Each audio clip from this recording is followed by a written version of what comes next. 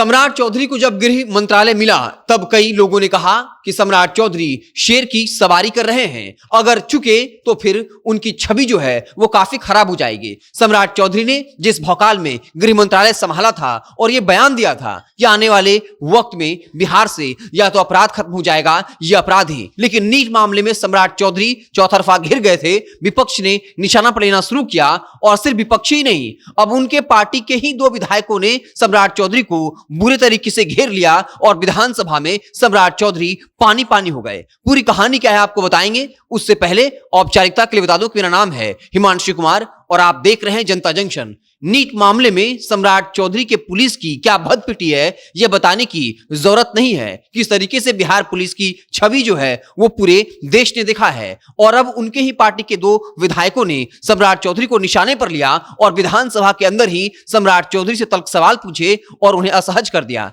बाकायदा जाले के विधायक जीवेश मिश्रा ने साफ तौर पर पूछा कि जाले और सिंगवाड़ा थाने में जर्जर थाना था, वहां आगंतुकों के लिए कुछ कमरे बनाए जाने चाहिए थे। 2022 में वादा किया गया लेकिन अब तक नहीं बना। इस पर सम्राट चौधरी ने जो जवाब दिया उसके बाद वो निशाने पर आ गए। सम्राट चौधरी ने कहा कि कोई जर्जर भवन था ही नहीं। इस पर बाकायदा जीवेश मिश्रा ने सम्राट चौधरी को लपेट लिया और ये पूछा कि अगर जर्जर भवन नहीं था तो फिर 6 लाख मरम्मत के लिए दिए ही क्यों थे। फिर सम्राट चौधरी ने कहा कि गलत सूचना जिस अधिकारी ने दी है हम उस पर कार्रवाई करेंगे। इसके साथ ही सवाल ये पूछ लिया कि जिस महिलाओं के लिए बैरक बनना था वो बैरक भी नहीं बना। 2022 में ये वादा किया गया और अब 2026 है और अब तक नहीं बना, लेकिन आपने जो जवाब दिया कि कोई जर्जर भवन था ही नहीं थाने में, ये बहुत शर्मिंदगी भरा है। जीवेश मिश्रा ने इन्हीं शब्दों का प्रयोग किया सम्राट चौधरी के लिए और जीवेश मिश्रा ने जब ये कहा कि आपका ये जवाब शर्मिंदगी भरा है, उस वक्त सम्राट चौधरी असहज दिखे, उनके चेहरे का रंग जो है वो उड़ गया था। इसके अलावा मिथिलेश तिवारी ने एक तल्ख सवाल पूछा और ये कहा कि गोपालगंज में 1990 से 2015 के बीच मिशनरी वीजा पर जो है 173 लोग आए थे, लेकिन जिला प्रशासन के पास इस बात की जानकारी है ही नहीं कि वो गए या नहीं गए। क्या आपको इस बात की जानकारी है? इस सवाल का जवाब भी सम्राट चौधरी के पास नहीं था और फिर वही बात कहा कि हम इसके बारे में पता करेंगे। ये 2 सवाल ऐसे थे उनके अपनी पार्टी के विधायकों के कि सम्राट चौधरी काफी असहज दिखे और साफ तौर पर मिथिलेश तिवारी ने पूछा कि 173 लोग जो आए थे वो मुद्राओं के साथ आए थे, उन मुद्राओं का क्या किया, किसको दिया, इस बारे में जिला प्रशासन को कोई जानकारी है ही नहीं। अगर है तो बताइए। लेकिन सम्राट चौधरी इन सवालों का जवाब नहीं दे पाए। सम्राट चौधरी ने कहा कि इसके लिए जिम्मेदार जो अधिकारी हैं उन पर कार्रवाई की जाएगी।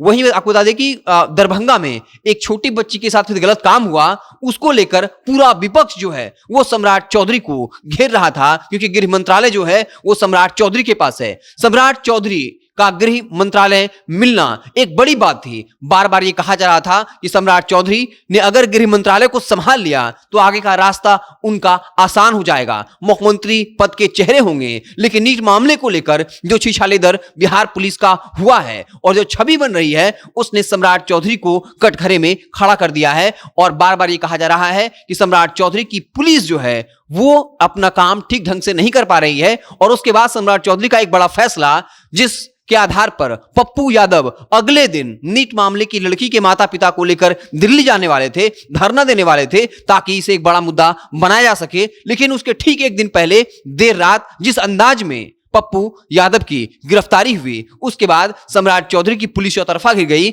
और एक तरह का ट्रेंड देखा जा रहा है। चाहे आनंद मोहन हो या फिर नीतीश के कट्टर समर्थक जीतन राम मांझी, उन्होंने इसका विरोध किया पप्पू यादव की गिरफ्तारी का, जबकि बीजेपी के तमाम नेता जो है वो पप्पू यादव की गिरफ्तारी को सही बता रहे हैं। यानी सम्राट चौधरी जो है वो चौतरफा गिर गए हैं। विपक्ष तो निशाने पर ले ही रहा है, अपने ही पार्टी के विधायक उनको नहीं छोड़ रहे हैं और उनके पार्टी के एक विधायक, बड़े नेता, दिग्गज नेता, पूर्व मंत्री जीवेश मिश्रा ने जिस अंदाज में सम्राट चौधरी को जलील किया उसकी चर्चा हो रही है। जिन शब्दों का प्रयोग किया कि आपका ये जवाब जो है वो शर्मिंदगी भरा है। क्या आपको वाकई में लगता है सम्राट चौधरी ने जिस भौकाल के साथ गृह मंत्रालय संभाला था अब उनकी छिछालेदर हो रही है और एक गृह मंत्री के तौर पर सम्राट चौधरी असफल होते हुए दिख रहे हैं? एक नैरेटिव जो बन रहा है, सम्राट चौधरी जो नैरेटिव बनाना चाहते थे मजबूत गृह मंत्री की, अब उस पर बट्टा लगता हुआ दिख रहा है। आपको क्या कुछ लगता है कमेंट बॉक्स में जरूर बताइएगा। अगर आप फेसबुक पर देख रहे हैं तो पेज को लाइक कर लीजिए, यूट्यूब को सब्सक्राइब कर लीजिए। बहुत बहुत धन्यवाद।